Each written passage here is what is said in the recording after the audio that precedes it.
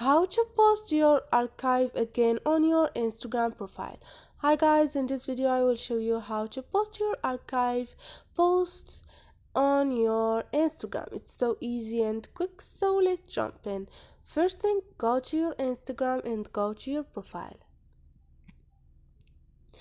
Now click on those three lines up there and click on the second choice, which is archive.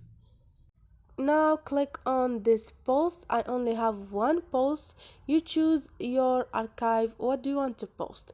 Now click on those 3 points and click on show on profile, and this is it.